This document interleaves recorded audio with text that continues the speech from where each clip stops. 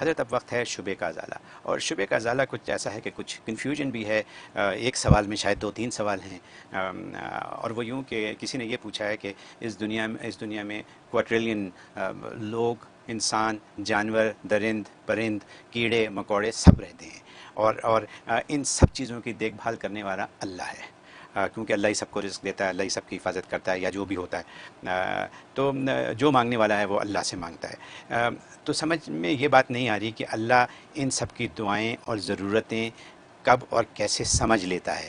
کیا اللہ کے پاس کوئی مشیران ہیں، کیا وزیران ہیں، کیا کوئی ایسا بہت لمبا سلسلہ ہے جن کے پاس یہ محکمے ہیں؟ اور اسی کو انہوں نے پھر یہاں سے یوں کہہ دیا کہ یہ بات ثابت ایسے ہوتی ہے کہ جیسے صبح شام فرشتے جو ہیں وہ انسانوں کے اعمال لکھتے رہتے ہیں، تو کیا اللہ، یہ بھی انہوں نے پوچھا ہے کہ کیا اللہ بھول جاتا ہے جو یہ لکھواتا ہے چیزیں ساری، کہ صبح شام لکھ لیا جائے تاکہ اس کے حساب سے ان کے لیے برتاؤ کیا جائے؟ تو کچھ اللہ کے اوپر انہوں نے ایسا لگتا ہے کہ شک ظاہر کر دیا ہے کہ پتہ نہیں شاید اللہ ہے یا نہیں ہے یوں، اور یہ کہ اگر اللہ ہے تو یہ چیزیں، یہ نظام کیسے چل رہا ہے؟ تو ان کی کنفیوژن ہے کافی زیادہ۔ وہ کہتے ہیں کہ انہوں نے یہ یہاں تک لکھا کہ اللہ کسی کو تو بہت کچھ دے دیتا ہے، کسی کو پانی پینے کو بھی نہیں ملتا، تو اللہ نے مطلب کہاں وہاں دیکھ نہیں رہا اللہ کہ انہیں پانی چاہیے؟ تو مطلب اتنے شک و شبہات کی باتیں انہوں نے کر دی۔ فرمائیے آپ کیا کہیں گے؟ بقیہ ویڈیو دیکھنے سے پہلے ویڈیو کو لائک کریں، راہم ٹی وی چینل کو سبسکرائب کریں اور بیل آئیکن پر کلک کریں۔ شکریہ۔ کافی الجھن ہے انصاف کو۔ جی، پہلی بات یہ کہ اگر ضرورت اور بھولنے کی بات ہے کہ اللہ شاید بھول جاتا ہے تبھی اللہ کو فرشتے رکھنے کی ضرورت پیش آ گئی، جی، تو ضرورت کی بات ہے تو پھر تو فرشتے بھی رکھنے کی ضرورت نہیں تھی، اللہ کو تو پھر فرشتے بھی پیدا کرنے کی ضرورت نہیں تھی۔ اگر ضرورت کی بات ہے کیونکہ اللہ کو فرشتوں کو پیدا کرنے کی ضرورت نہیں تو وہ پیدا کر دیے، بلکہ مجھے اور آپ کو بھی پیدا کرنے کی اللہ کو ضرورت نہیں تھی، تو پھر اللہ نے ہمیں کیوں پیدا کر دیا؟ ٹھیک ہے نا؟ اور یہ کائنات پوری بنا دی، پورے بنانے کی بھی ضرورت نہیں تھی، بنا دیا۔ تو معلوم ہے کہ ہر چیز ضرورت کی وجہ سے نہیں ہوتی، بعض چیزیں مصلحت کی وجہ سے بھی ہوتی ہیں، اللہ کی مصلحتیں ہیں، اس مصلحتوں کے تحت اللہ بناتے ہیں۔ جیسے انسانوں اور جنوں کو اللہ نے خود اس کی مصلحت بیان کر دی کہ وما خلقت الجن والانس الا لیعبدون، کہ میں نے جنوں اور انسانوں کی جو تخلیق کی ہے کسی ضرورت کے لیے نہیں، اپنی عبادت کے لیے کی ہے، تاکہ وہ عبادت کریں۔ تو گویا کہ عبادت اور اطاعت کے لیے اللہ نے ان کی تخلیق کی، تو عبادت یہ ایک مصلحت ہے جس کے تحت پیدا کیا گیا، ورنہ اللہ کو ضرورت نہیں ہے، ایون اللہ کو ہماری عبادت کی بھی ضرورت نہیں ہے، لیکن مصلحت ہے کہ عابد بندے بن کے رہیں، مملوک مالک کو پہچانے، مرزوق رازق کا جو ہے ذکر کرے، جو کہ مملوک اپنے مالک کو دیکھے، تو کہ ایک مصلحت ہے، اور یہ مصلحت کے تحت جو اللہ نے فرشتوں کو بھی پیدا کیا، انسانوں کو بھی پیدا کیا۔ تو ورنہ تو اعتراض اسی پہ چلا جائے گا، تو پھر اللہ جب تھا تو اللہ کو اپنے علاوہ کچھ کرنے کی ضرورت ہی نہیں تھی، بس اللہ اپنی زندگی جیتا کیونکہ وہ حی قیوم ہے، بس وہ رہتا۔ لیکن یہ سارا کچھ کیوں بنا دیا؟ کسی ضرورت کے تحت نہیں، اس لیے کہ اس کو کسی چیز کی ضرورت نہیں ہے، کیونکہ لہو ملک السماوات والارض، آسمان و زمین سارا ہے ہی اسی کا، اس کو کوئی ضرورت نہیں۔ ہاں البتہ مصلحتیں ہیں، تو مصلحت عبادت کی۔ اسی طریقے فرشتے جو اللہ نے پیدا کر دیے، ان کو لکھنے پہ جو لگا دیا، یہ کہ مصلحت ہے، اور مصلحت یہ ہے کہ ضابطے کی کارروائیاں کرنی ہیں، کیونکہ کل کو عدالتی کارروائیاں ہونی ہیں، اور یہی وجہ کہ قاضی جو ہے اپنے علم کے مطابق علم پر فیصلہ نہیں کر سکتا کسی چور کے چوری کا۔ اب کسی چور کو چوری کرتے دیکھا اور قاضی نے فیصلہ کر دیا اس کے ہاتھ کاٹ دو، نہیں، اس کو پوری عدالتی کارروائی کرنی پڑے گی، اور اس پر اس کو گواہ متعین کرنے پڑیں گے، چوری ثابت کرنی پڑے گی، اور مال غیر کا ثابت کرنا پڑے گا، اب جا کے تو عدالتی پوری کارروائی ہوتی ہے۔ بھائی کتاب کھولو، فلاں ٹائم فلاں لمحے یہ تم نے گناہ کیا، جی کیا، اور یہ کیا، جی کیا، اب لکھا ہوا سارا اعمال نامہ سامنے آ رہا ہے، اور پھر اس کے اوپر گواہ دائیں بائیں زمین اینٹ پتھر بھی گواہیاں دے رہے ہیں، حاجی سے کیا۔ ایون وہ زیادہ چپڑ چپڑ کرے گا، حدیث میں آتا ہے کہ اللہ کا کہا اچھا ٹھیک ہے زبان بند کرو، زبان اس کی بند کر دی جائے گی، تو اس کا ہاتھ بولے گا خود کہ ہاں جی اس نے میرے اس ہاتھ سے جو ہے اس نے فلاں نامحرم کو ہاتھ لگایا تھا، ہاں کہ یہاں مجھ سے اس نے فلاں کو دیکھا تھا، فلاں کان کا جی اس نے فلاں گناہ سنا، آزا بولیں گے۔ اب جب آزا بولیں گے تو وہ کہے گا کہ ظالموں میں تمہاری راحت کے لیے تو یہ سارا کچھ کیا تھا، اور تم ظالم آج میرے خلاف بول پڑے۔ وہ کہیں گے جی اللہ کا حکم ہے، ہم اللہ کے امر سے نہیں ہٹ سکتے، اللہ نے جو کام سچ سچ بولیں گے۔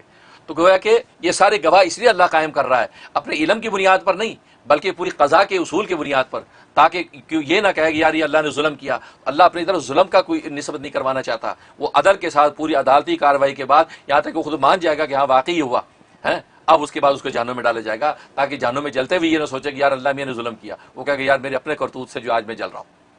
اس لیے اللہ نے یہ سارا عدالتی نظام رکھا ہے۔ تو بالکل اسی لیے ملائکہ کا جو وجود ہے وہ اسی لیے تاکہ عدالتی کارروائیاں جو ہے وہ بالکل پوری ہوں۔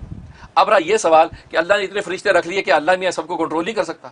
بھائی یہ رکھنا تو کنٹرول کرنے کی علامت ہے، اکیلا ہونا تو کنٹرول کی علامت بظاہر نہیں ہے۔ اب ایک بادشاہ اکیلا ہے تن تنا، اس کے حکم پہ کوئی نہیں چلتا، اب ملکہ الازبت ہے، اب ملکہ الازبت کی ملوکیت آپ جانتے ہیں کیا ہے، بس وہ اکیلی ملکہ ہی ہے، اس کا حکم تو ایک سپاہی پہ نہیں چلتا، تو معلوم ہے کہ وہ اکیلے کی کیا طاقت، کیا تاب ہے، کنٹرول تو اس کو کہتے ہیں اس کے ایک حکم پہ سارا ملک کھڑا ہو جائے، ساری فوجیں جناب الرٹ ہو جائیں، اس کا سارے اس کے کنٹرول میں ہے، اس کا مطلب یہ ہے کنٹرول. تو اللہ میاں سب کو جو لے کے چل رہا ہے، اس کا مطلب اللہ کا کنٹرول اتنا ہے کہ ایک پتا بھی اس کی منشا میں ہل نہیں سکتا، ایک ذرہ حرکت نہیں کر سکتا.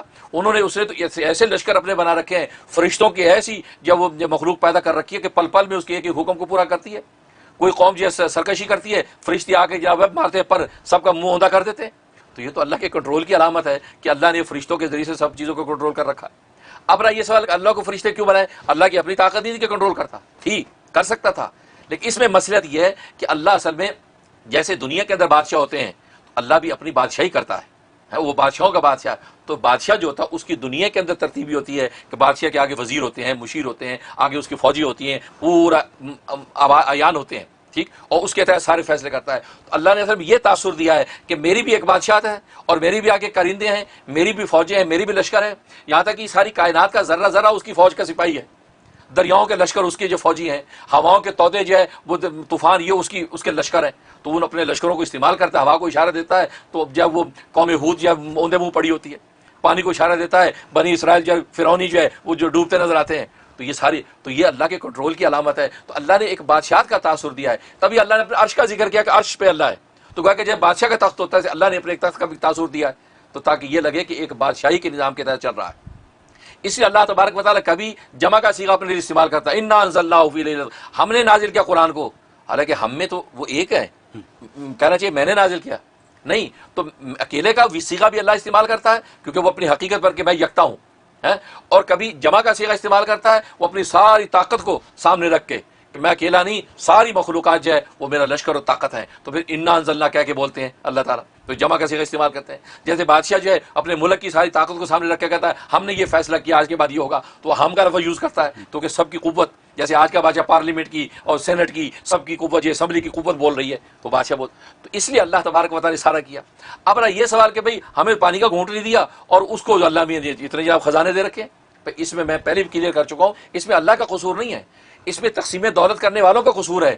اللہ نے آسمانوں سے خزانے برابر اتارے ہیں، ہر ایک کا پورا پورا رزق حصہ اتار دیا ہے جس سے اس کو جینا ہے. لیکن دنیا میں اتارنے کے بعد اب دنیا کے کام جیسے فرشتوں کی ذمہ داریاں لگا رکھی ہے، ایسے اللہ نے انسانوں میں بھی لگا رکھی ہیں. کسی کو حاکم بنایا، کسی کو محکوم بنایا، کسی کو وزیر بنایا، کسی کو بادشاہ بنایا، اور ان کے ہاتھوں میں خزانے ہیں. اب یہ اس کی تقسیم اب ان کے ذمہ ہے کیونکہ اس کو اختیار دیا تاکہ پتہ چلے عادل بنتا ہے کہ ظالم بنتا ہے. تقسیم اب وہ کرتا ہے. اب تقسیم میں وہ جو ہے وہ ظلم کرتا ہے، کسی کو اتنا دے دیا اسے سارا سمیٹ لیا اور دوسرے کو پانی کا گھونٹ نہیں ملا. تو یہ ظلم انسان خود اپنے آپ پہ کر رہا ہے، اللہ ظلم نہیں کر رہا. اس لیے قرآن میں اللہ نے کہا ان اللہ لا یظلم الناس شیئا، اللہ انسانوں پہ ایک رتی ظلم نہیں کرتا.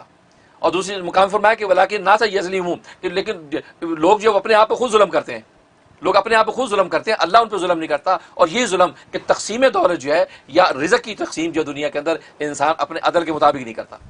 اگر عدل کے مطابق کرے تو اللہ نے جو ہے پورا سال کا کوٹا ہمیشہ اتارا ہوتا ہے برابر برابر، جس کو پورا پورا حصہ دیا جائے تو کوئی بھوکا نہ مرے. ایک ہوتا یہ ہے ایک نے جو تجوریاں خزانے کی بنا رکھی ہیں اور دوسرے پر روٹی کا ٹکڑا نہیں ہے کہ اس نے اس کا بھی چھین لیا ہے. تو یہ قصور انسانوں کا اپنا ہے، اس میں اللہ کا نہیں. اللہ نے جو ملائکہ ہے ان ملائکہ کے ذریعے رزق اتار دیا، اب دوسرے رزق اٹھا لے کے بھاگ گیا. اب ایک چور چوری کر کے کسی کا مال لے جاتا ہے اور چور کھاتا ہے تو اس چور نے کیا کھایا، اس نے اس کا کھایا، اپنا نہیں کھایا. تو بھائی یہی ہو رہا ہے اصل میں. تو یہ اللہ کے ہاں رزق کی کمی نہیں، اللہ نے سب کا پانی بھی برابر اتارا اور رزق بھی برابر اتارا. لیکن لوگ خود جو ہے اس ظلم کا شکار ہو کر لوٹ کسوٹ کر کے جو ہے وہ کسی کو بھوکا مارتے ہیں تو ظالموں میں لکھے جاتے ہیں، کیونکہ ظالم بھی تو تکوینی طور پہ پیدا ہونے تاکہ جہنم کی آگ کے اندر جلنے والے بھی تو ہوں، اور جنت کے اندر بھی سجنے والے ہوں گے، جو عادل ہوں گے جنتوں کے اندر سجائے جائیں گے. اس لیے اللہ نے نظام رکھا. تو کمی اللہ نے اپنی طرف سے نہیں چھوڑی اور اپنی پوری عادلانہ بادشاہت کے ساتھ اللہ کام کر رہا ہے. لیکن ظلم انسان خود اپنے آپ پہ کرتا ہے جس کی وجہ سے وہ صحیح جو ہے وہ مقاصد حاصل نہیں کر سکتا. بہت خوب. یہ سوال ایسا کنفیوژن والا تھا اور آپ نے اس کو کلیریفائی کر دیا. اور اس میں یہ ہے کہ جو ظالم ہے ان کو سزا ملے گی اور اللہ انصاف کرے گا. وہ پہلے بھی بات ہوئی، پچھلے سیگمنٹ میں یہ بات ہوئی. تو اللہ نے تو انصاف کرنا ہی. بہت خوب.